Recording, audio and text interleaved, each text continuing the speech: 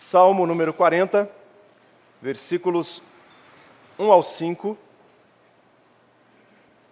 A palavra do Senhor diz assim: Esperei confiantemente pelo Senhor, e Ele se inclinou para mim e me ouviu quando eu clamei por socorro. Tirou-me de um poço de perdição, de um tremedal de lama, colocou-me os pés sobre uma rocha e me firmou os passos. E me pôs nos lábios um novo cântico, um hino de louvor ao nosso Deus. Muitos verão essas coisas, temerão e confiarão no Senhor. Bem-aventurado o homem que põe no Senhor a sua confiança e não pende para os arrogantes, nem para os afeiçoados à mentira. São muitas, Senhor, Deus meu, as maravilhas que tens operado, e também os teus desígnios para conosco. Ninguém há que possa se igualar contigo. Eu quisera anunciá-los e deles falar, mas são mais do que se pode contar. Hoje eu quero falar sobre um tema que tem se transformado no calcanhar de Aquiles da igreja cristã. Quando nós olhamos a história da igreja cristã, a partir do berço do cristianismo, Jerusalém, em Atos capítulo 2, nós percebemos que ali entre os 12, aqueles que compuseram a primeira igreja cristã,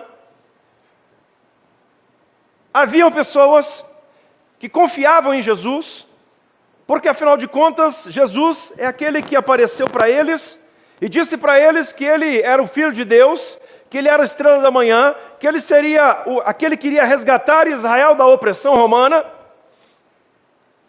Mas aí quando eles olham para um rei, que se anuncia como rei, mas que nasce numa manjedoura, de uma família pobre, de um carpinteiro, de uma cidade das mais simples e mais humildes daquela região naquela época, eles começam a pensar, mas que tipo de rei é esse que nós estamos servindo? Um rei que não se senta nos palácios, um rei que não veste a sua toga real, um rei que não usa seus anéis de ouro, um rei que não coloca a sua coroa de ouro na cabeça. Que rei é esse?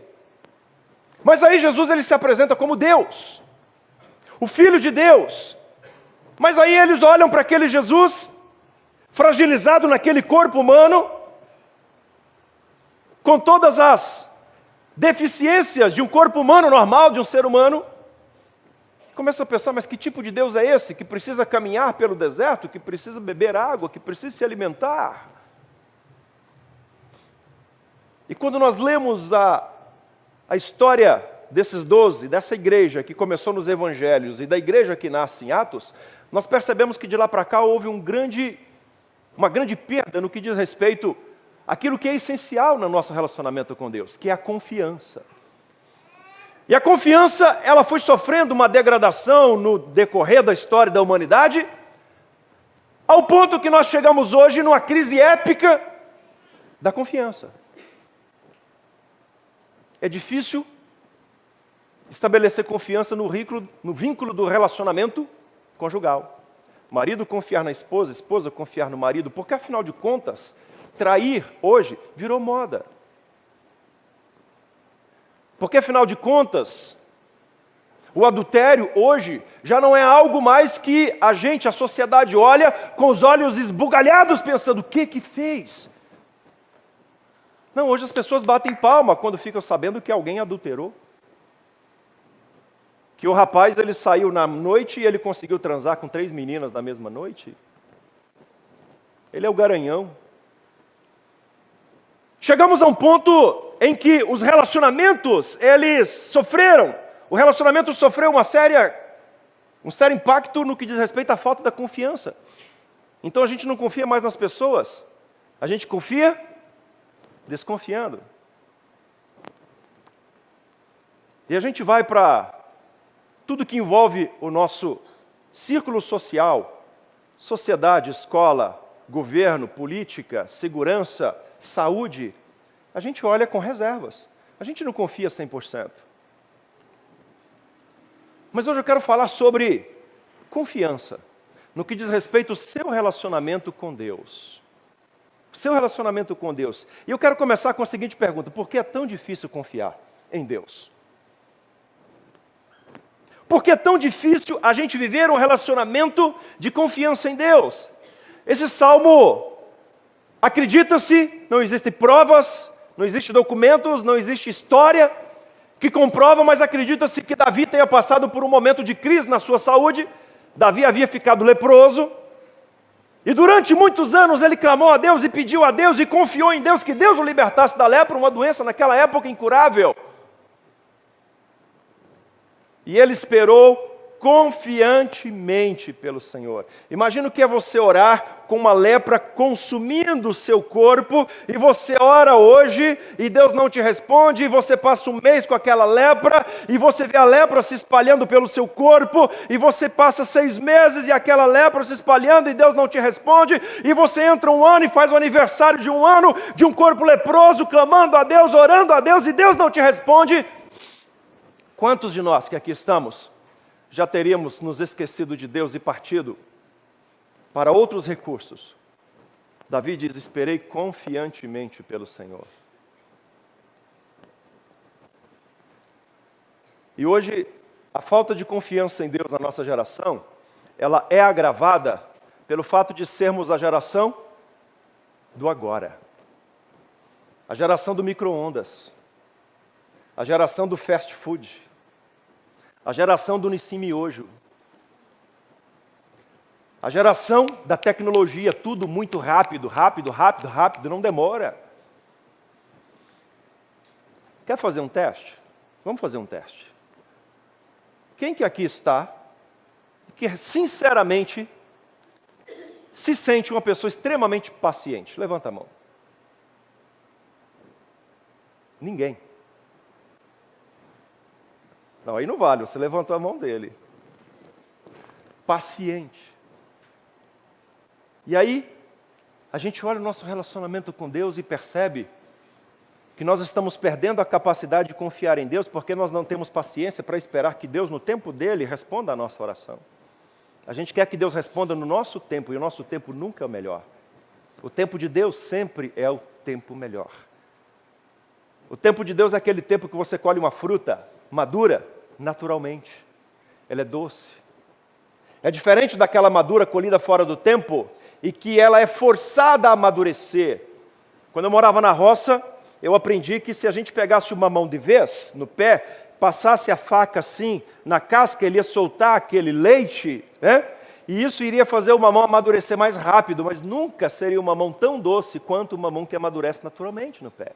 Por quê? Porque foi colhido fora do tempo. Por outro lado, aquele mamão que ficava no pé mais do que deveria, ele cai, podre, porque também foi colhido fora do tempo, mas a fruta no tempo certo é a melhor fruta. Deus, ele vai te responder no tempo dele, porque o tempo de Deus não é o seu tempo. Mas, diga comigo, o tempo de Deus é o melhor tempo. Davi, ele espera confiantemente no Senhor. Estava mergulhado numa angústia terrível.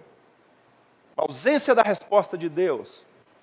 Aparentemente uma inércia de Deus provocada por um silêncio angustiante de alguém que esperava a Deus respondê-lo imediatamente. Davi estava vivendo um momento angustiante, ele precisava nesse momento confiar, porque afinal de contas, a única expectativa que ele poderia ter da cura da lepra era em Deus.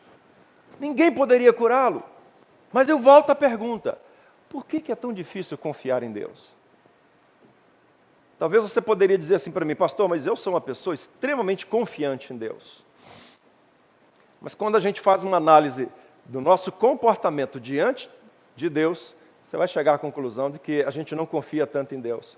Porque quem confia espera. Quem confia depende. Quem confia descansa. Eu gosto muito de olhar para as crianças. Né? Está aqui, Fábio. Olha só. Isso é confiança em Deus. Olha. Não é mamãe. Não é a mamãe. Qual é a segurança que essa criança tem? Estou perguntando. Qual que é a segurança que essa criança tem? Hã? Nenhuma. Nenhuma. Mas eu estou cuidando dela. Estou protegendo ela. Confiar em Deus implica em você descansar. Né?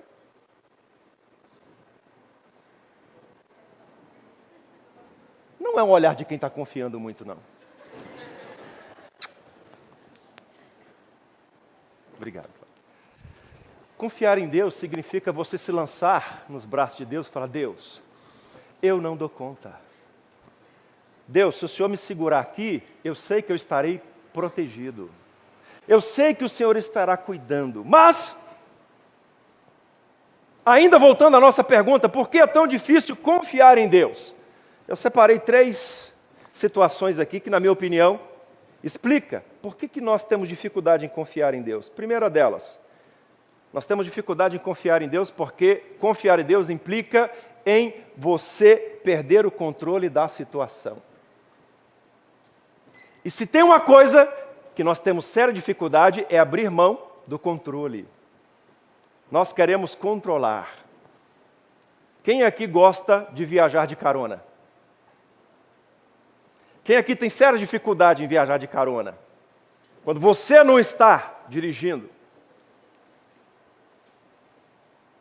Quem aqui, quando está de carona, na hora que o companheiro está dirigindo, de vez em quando, mete o pé no freio, mesmo sem ter nada ali na frente? É difícil, porque a gente quer sempre ter o controle de tudo nas mãos. Porque a gente quer ter o controle da vida nas mãos. E querido, se tem uma coisa que você não controla, é a sua vida, é a sua história. Davi no versículo 1 diz assim: esperei confiantemente pelo Senhor, e Ele se inclinou para mim e me ouviu quando clamei por socorro. É difícil não ter controle das nossas vidas. E aí nós queremos deixar Deus de lado e queremos dominar e queremos controlar a nossa vida, dizendo assim para Deus: Deus tem que ser desse jeito porque é do meu jeito. E Deus nunca vai agir do seu jeito. Porque o dia que Deus agir do seu jeito, você morre. Ele sabe o que é melhor para você. E essa situação da gente querer controlar, na teologia se chama de antropocentrismo. Antropocentrismo. Onde que surge? O que significa isso? O ser humano no centro. Eu no controle. Nós estávamos conversando aqui ontem, no plano B, sobre música. As músicas que fazem sucesso hoje. Como é aquela música lá que eu cantei, um pedacinho dela? É aquela música lá do Você é um espelho que reflete a imagem do Senhor. Acabou de transar com a namorada e está cantando. Eu sou um espelho que reflito a imagem do Senhor. Acabou de xingar o outro e está cantando. Eu sou um espelho. Aí ele acabou de bater na mulher, a mulher acabou de bater nele, ele acabou de xingar o outro, ele acabou de passar no sinal vermelho, acabou de fazer um monte de bobagem e está cantando. Mas sabe por que faz sucesso? Porque enaltece o ser humano. E é isso que você quer ouvir. Você não quer ouvir música que adora a Deus, você quer ouvir música que te afaga. Você quer ouvir, a igreja hoje ela quer ouvir música que faz ela se sentir bem. Você é daquele crente que fala assim: nossa, hoje o louvor estava divino, me senti nas nuvens. Você é assim ou não? Ninguém vai falar, né?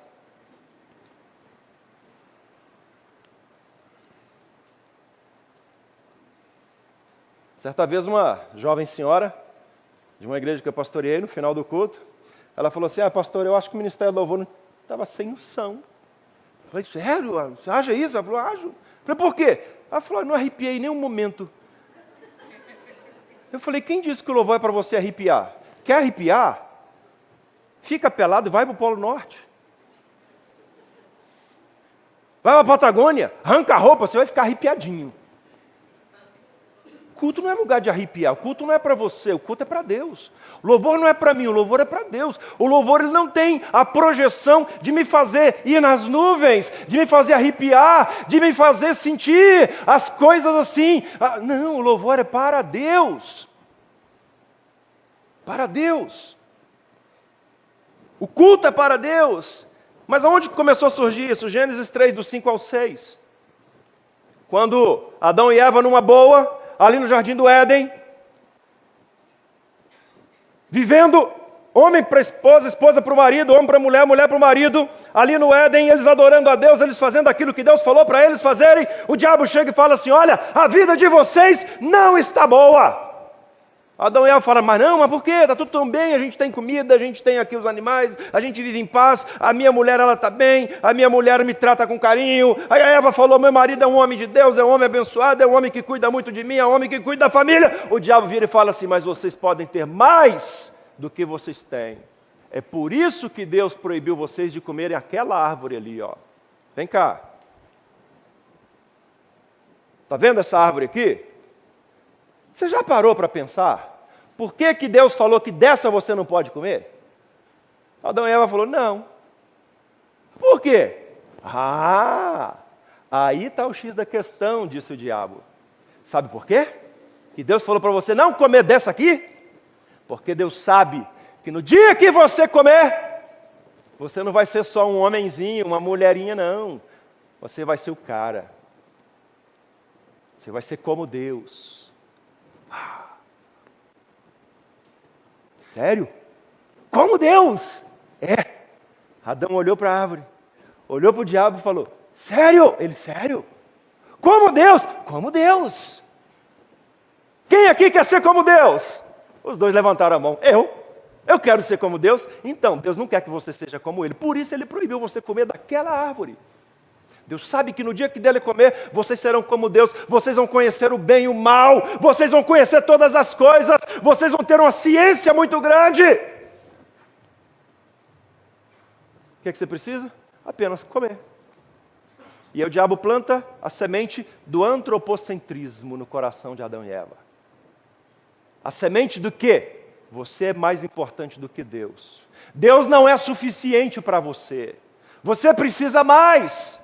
Deus não quer que você viva intensamente. Por isso Ele proibiu. Adão e Eva, então, deixam os preceitos de Deus, deixam de confiar em Deus e comem. Para quê? Para que o ser humano seja enaltecido. Se existe alguém que está no controle do universo, esse alguém se chama Deus. Você pode até comer do fruto proibido, mas é Deus que vai controlar o universo. A esperança em Deus nos encoraja a nós não desistirmos. Davi, ele não teve o foco para outra situação que não para Deus. Ele disse, eu espero confiantemente em Deus, porque essa situação fugiu do meu controle, porque essa situação não faz mais parte do meu controle, não está sobre o meu domínio. Então Deus está no controle. Eu espero em Deus, e isso implica entender que quando você espera em Deus, Deus estará dirigindo a sua vida, e você precisa descansar como essa criança. Esperei confiantemente no Senhor. Mas não temos, ou estamos perdendo essa capacidade de confiar em Deus, porque nós não queremos perder o controle da situação. Sempre que você abre mão da dependência de Deus, isso vai provocar sofrimento e dor. Quando você olha Atos capítulo 5, vai falar de Ananias e Safira. Ananias e Safira não confiaram em Deus. Venderam uma propriedade, chegaram no culto, disseram para Pedro, combinaram em casa, olha mulher, diga para o apóstolo que nós vendemos o terreno nesse valor, e esse é o nosso dízimo. Ananias chega para Pedro e fala, está aqui o dízimo da minha venda do terreno. Pedro fala, você tem certeza? É isso mesmo? Ele, é isso mesmo. E Pedro diz assim, você não mentiu para mim, você mentiu para Deus. Ananias morre. Meia hora depois, chega atrasada no culto, quem? Safira, mulher de Ananias. Pedro chega para ela e fala, Safira, teu marido disse que o dízimo está certo, de acordo com o terreno que você vendeu. Ela, sim, é isso mesmo. Ele falou, então está aqui os pés daqueles que levaram o seu marido para a sepultura e vai te levar também. Puf, ela cai morta. Por quê? Porque mentiram para Deus. Deixaram de depender de Deus. Roubar o dízimo é você deixar de confiar em Deus e dizer assim, Deus, 90% que o Senhor deixou comigo não é suficiente para eu sobreviver. Então eu vou roubar do Senhor a 10ª parte que o Senhor disse que eu deveria manter a igreja com ela.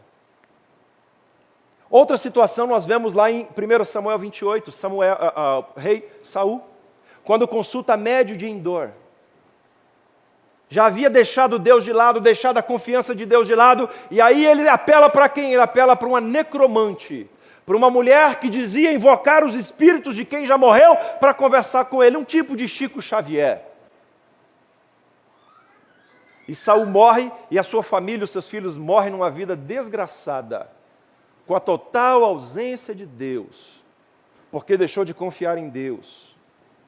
Jonas capítulo 1, nós vemos a história do profeta Jonas, que Deus fala assim, Jonas, vá para Nínive, prega para aquele povo, porque se eles se arrependerem, eu vou salvar aquele povo. E Jonas se coloca no barco então e foge para outro rumo. Deixou de depender de Deus. Os marinheiros jogam ele no mar, uma baleia o engole e vomita ele lá na praia de Nínive. Que feio, né? Profeta que deixa o que Deus tinha mandado fazer de lado e Deus usa então uma baleia. Poderia usar um elefante, poderia usar uma mula, poderia usar qualquer outra coisa. Certo é que Deus vai fazer a obra dele para mudar a sua história. Entenda que você não tem o controle da sua história nas mãos. Seu dinheiro, sua família, a sua salvação, a sua saúde, a sua vida hoje, a sua vida daqui a uns anos, você não tem o domínio, você não tem o controle. Se você quer ter uma vida abençoada, aprenda a abrir mão do controle da sua situação e aprenda a depender de Deus, a confiar em Deus. Por que é tão difícil confiar em Deus?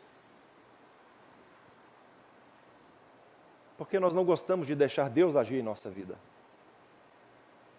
Nós queremos agir do nosso jeito e queremos ter esse controle nosso independente de Deus. Deus não tem escutado as suas orações? Talvez seja porque você não tem dependido dele. O quanto você deve depender? Se você quer viver dias felizes, aprenda a confiar. Deixe Deus no controle da situação. Por que é tão difícil confiar? Em segundo lugar, porque é mais fácil reclamar do que louvar. É mais fácil criticar do que agradecer. Versículo 2 e 3. Davi diz assim, tirou-me de um poço de perdição, de um tremendal de lama, colocou meus pés sobre uma rocha e me firmou os passos, e me pôs nos lábios um novo cântico, um hino de louvor ao nosso Deus. Muitos verão essas coisas, temerão e confiarão no Senhor. Você já parou para pensar? Ou para reparar? Se não parou, faça essa análise agora. Porque normalmente você mais reclama do que agradece.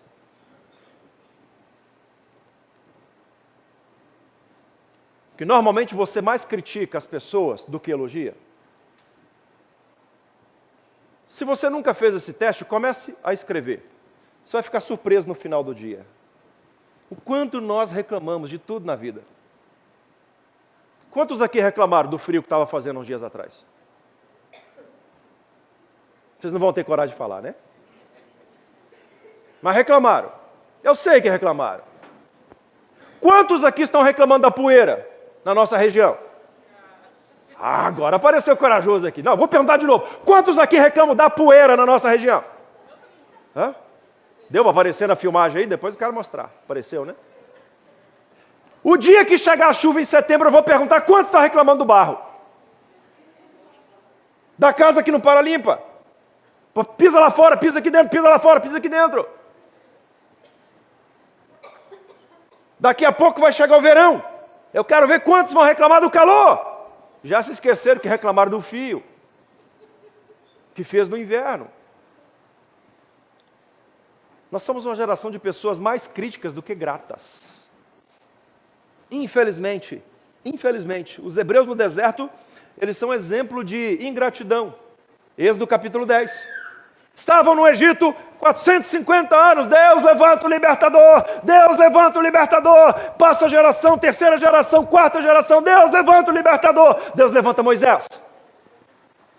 Fala assim, Moisés vai libertar vocês. E o povo sai com Moisés e já começa a reclamar de Moisés. Alguns quilômetros depois pararam em frente ao Mar Vermelho, virou para Moisés e falou assim, é para isso que você nos tirou do Egito? Para a gente morrer aqui? Que tipo de líder você é? E olha que a gente tem aqui na igreja 300 pessoas, né? E tem muita gente que reclama. Imagina Moisés que tinha 2 milhões de pessoas. Que tipo de líder você é, Moisés? Você não está dando atendimento para as crianças? Que tipo de líder você é, Moisés? Você não está dando atendimento para os jovens da igreja, para os adolescentes da igreja? Você não está visitando? Que tipo de líder você é, Moisés? Os seus sermões não estão sermões muito bem preparados. Que tipo de líder você é, Moisés? Agora a Faraó está vindo, nós vamos morrer aqui. E Moisés fala, Deus, o povo está reclamando. E Deus fala para Moisés assim, se vira. Diga ao povo que marchem. E aí Moisés manda o povo marchar, o povo atravessa o mar. Que maravilha! Aquela imagem do Mar Vermelho se abrindo, e o povo passando, todos a pés enxutos. Chega do outro lado, olha o exército de Faraó, morrendo, sendo sucumbido pelas águas. Aí o povo fala, e daí? Passamos o Mar Vermelho. E agora, vamos morrer de fome? Lá no Egito a gente tinha carnes gordas, paneladas de carne, cebola silvestre, alho silvestre, a gente tinha pepino, a gente tinha melões. O que a gente vai comer aqui? Areia! E Moisés fala, Deus, o povo quer carne. Aí Deus fala, não, vamos mandar as codornizes. O passarinho vai lá, pousa, come. Aí o povo come a carne. Faz frito, cozido, assado. Aí o povo fala assim, mas esse franguinho aqui, essa codorniz frita, com um pedaço de pão ia ficar tão bom. Moisés, só tem carne. Aí Moisés vai lá, Deus, o povo está reclamando que só tem carne, Deus. Tem mais alguma coisa? Deus fala, vou mandar o maná. Tá.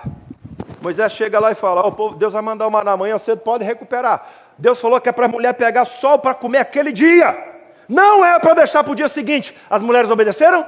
Não. Pegaram logo 15, 20 quilos de trigo, de maná, e guardou para o dia seguinte. Apodreceu. Aí o povo comendo pão, comendo carne, comendo pão, comendo carne, comendo pão, comendo carne. Ai, que sede. Moisés, no Egito a gente tinha Coca-Cola. Moisés, espera aí. Ô Deus, Senhor, o povo quer Coca-Cola. Gelada. Tá, eu vou lá. Tá feio o trem aqui. Moisés pega a vara, bate na rocha, sai água. Geladinha. Enche o canecão, leva para o povo. Aí uns devem ter chegado e falam assim, tem como ser com gás? Não, não tem. Uma rodelinha de limão assim na careca? Não, não tem. Então vou beber esse trem mesmo que você trouxe. Como a história do povo cristão na Bíblia e hoje, até hoje, é a história de um povo ingrato. Queridos, qual foi a consequência dessa ingratidão dos hebreus? Morreram no deserto. Morreram no deserto. O que está acontecendo com a nossa geração, meus irmãos?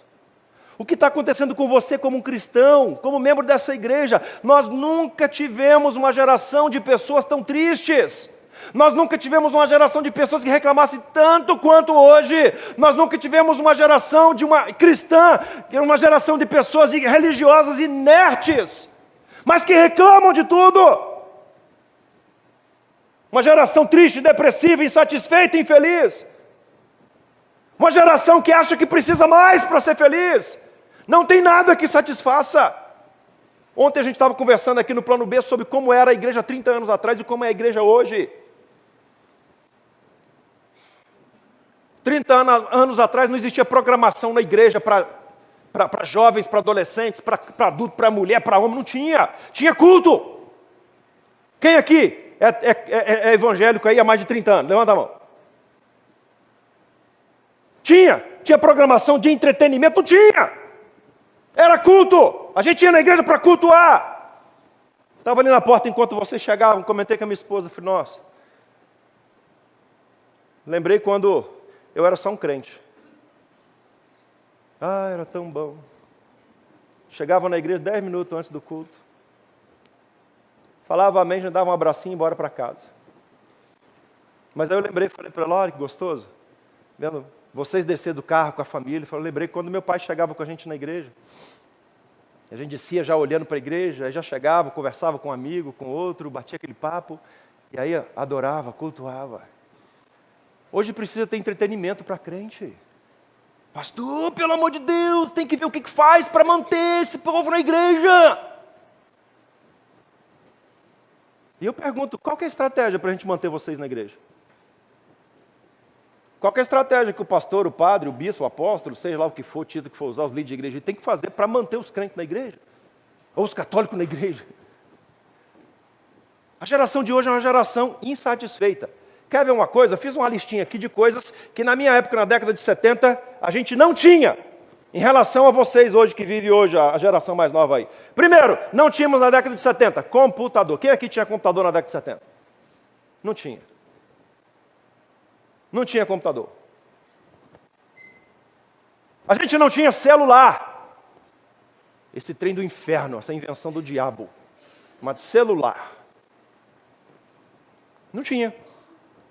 A gente não tinha CD, a gente não tinha pendrive, a gente não tinha DVD.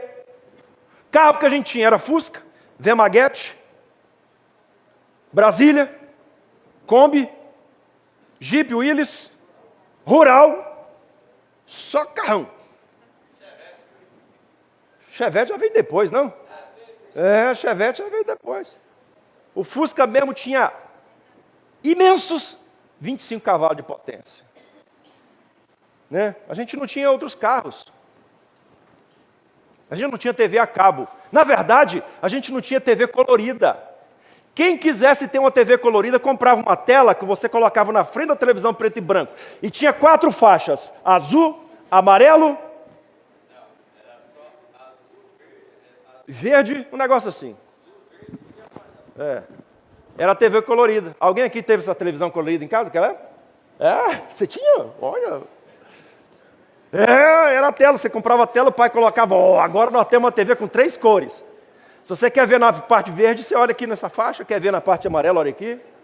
A gente não tinha internet, a gente não tinha ar-condicionado, a gente não tinha leite de caixinha, se é que pode chamar de leite, aquela coisa que existe ali dentro. A gente não tinha supermercados. E eu vou te falar uma coisa com toda a sinceridade do meu coração.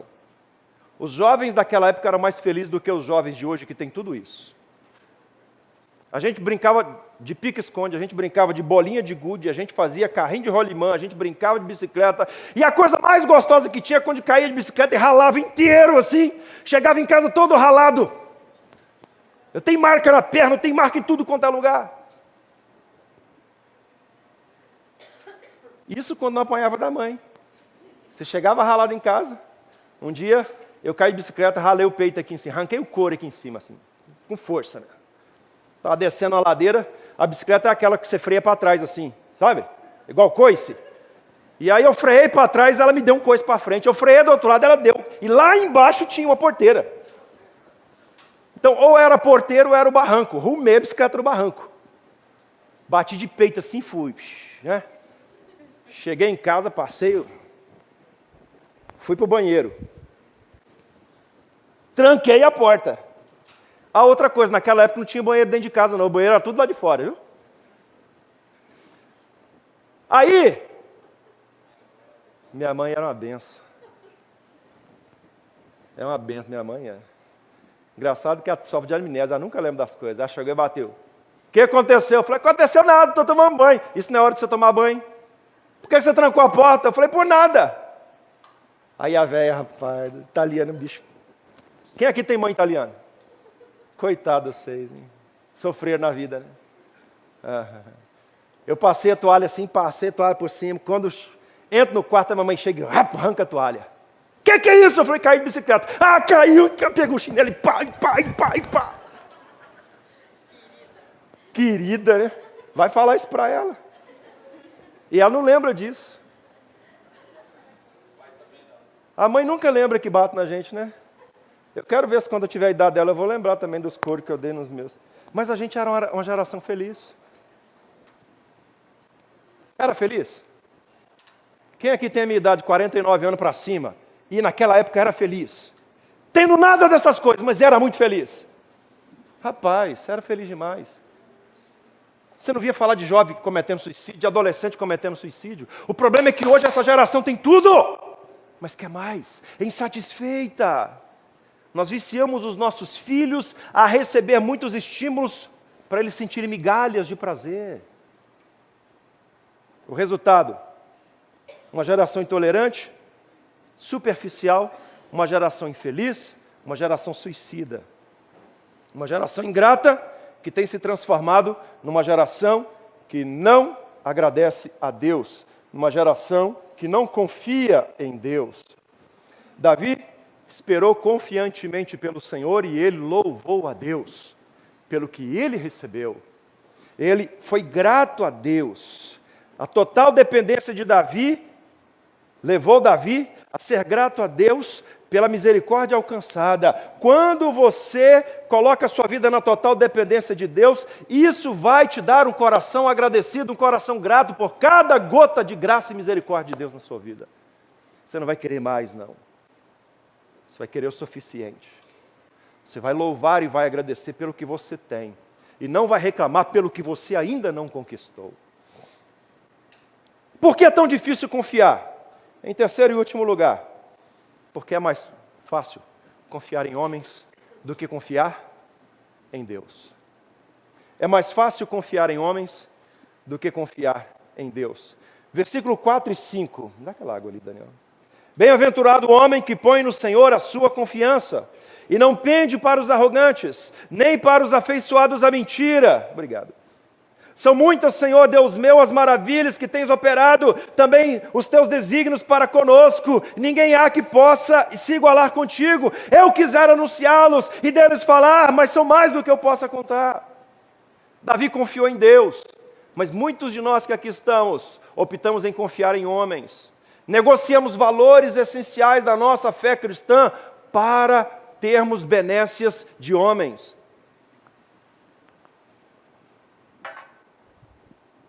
É mais fácil confiar em homens do que confiar em Deus.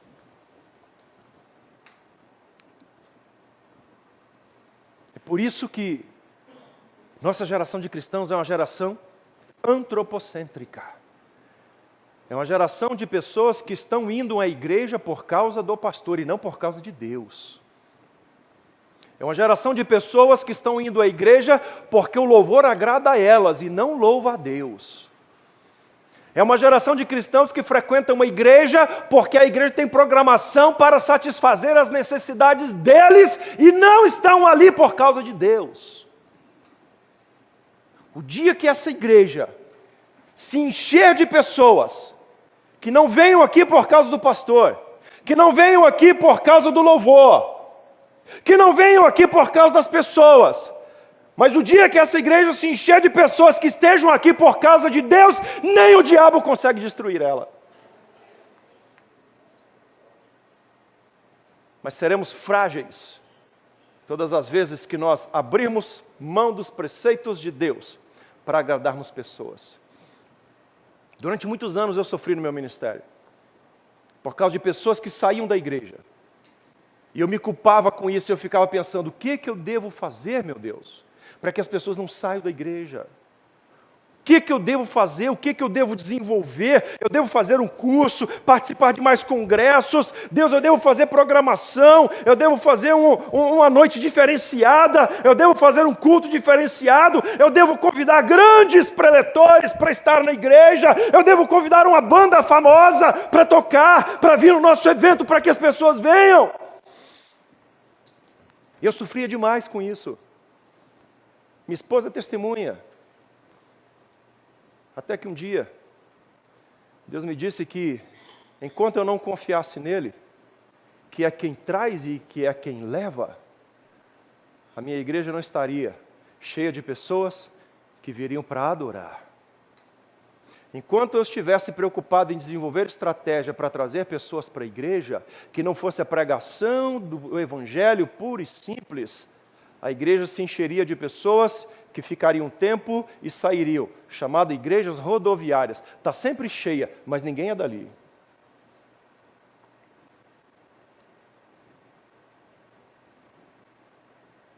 E eu conheço muitos pastores que quando os crentes vão sair da igreja, ele amaldiçoa. Ele manda para o inferno. Ele xinga. Ele vira inimigo. Um dia conversando com um pastor que é meu mentor, falei, como é que o senhor lida com isso? Ele falou assim, meu filho, deixe duas portas sempre abertas na igreja. A porta da frente e a porta dos fundos. Entenda que quem vai permanecer no rebanho que você pastoreia são as pessoas que Deus, que é o dono das ovelhas, vão manter lá. Aí eu comecei a ter paz.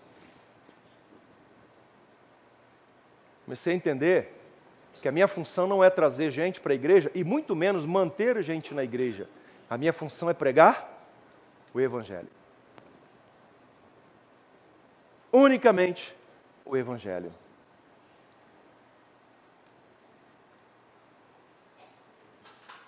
Os hebreus não confiavam em Deus, eles confiavam em Moisés. Saul não confiou em Deus, confiou na médium. Os profetas de Baal, os 400 profetas de Israel, deixaram de confiar em Deus para confiar em Baal. E os cristãos atuais? E as igrejas atuais? Estão cheias de pessoas por quê? Qual é o motivo de você estar aqui? Atualmente, sacrificamos, quando temos uma crise financeira, sacrificamos o dízimo, deixamos de confiar em Deus. Quando temos uma crise familiar, sacrificamos as nossas promessas, prometemos que seríamos fiéis no casamento até que a morte nos separe. Quando passamos por uma crise de identidade, sacrificamos a nossa carreira cristã, abandonamos o ministério, abandonamos a igreja, abandonamos a fé. Quando passamos por uma crise nos relacionamentos, nós sacrificamos a nossa família da fé, saímos da igreja e vamos tentar a sorte em outra igreja. O foco do diabo sempre foi tirar o olhar do ser humano de Deus e colocar no mundo. Foi isso que ele fez quando ele falou para Adão e Eva, pode comer do fruto dessa árvore. Ele faz Adão e Eva tirar os olhos de Deus e olhar para o mundo. E essa história foi acontecendo na igreja cristã. Você vai para a igreja católica na idade medieval, deixou de confiar em Deus e passou a confiança aonde? No clero. E hoje a igreja evangélica segue os mesmos passos da igreja católica medieval. Onde as pessoas não confessavam os seus pecados a Cristo que morreu na cruz e pode libertar dos pecados, mas confessavam para o clero. Onde não era Deus que dizia quem estava liberto, era a igreja que dizia quem estava liberto. A teologia espírita da reencarnação tira o foco de Deus e coloca o foco no ser humano. Preocupa não. Você vai morrer e vai reencarnar, você vai voltar. E eu tenho uma dificuldade séria com a teologia, a doutrina da reencarnação. Porque diz que a gente reencarna para melhorar. E o mundo só vai pior. Quando você pega uma pessoa que acredita nessa doutrina da reencarnação, e você pergunta para ela assim, escuta, quem que você era no passado? Você nunca vai achar uma barata, um rato, um bandido, um filho da mãe qualquer. Você vai achar sempre um príncipe. Ah, eu era um príncipe no passado. Hoje é um bosta aqui na cidade. Pô, mas a reencarnação fez o caminho contrário. O cara era um príncipe e virou um Zé Ninguém agora. Eu era um rei. Pode perguntar. Para quem acredita nessa doutrina da reencarnação? O que você era no passado? Só tinha gente boa. Aí você vai para a idade medieval, era tudo uma carnificina terrível. Aí você vem para o mundo hoje, é pior ainda. Mas, você olha a teologia neopentecostal, hoje, da atualidade. Teologia neopentecostal enaltece quem? O ser humano. Dá ordem para Deus, que Deus vai fazer. Teologia neopentecostal pega o lenço, né? O lenço, passa no suor do apóstolo, você leva o lenço e passa no doente, ele vai ficar curado. Não é Deus mais, é o suor do apóstolo. Tira o foco de Deus e coloca no ser humano.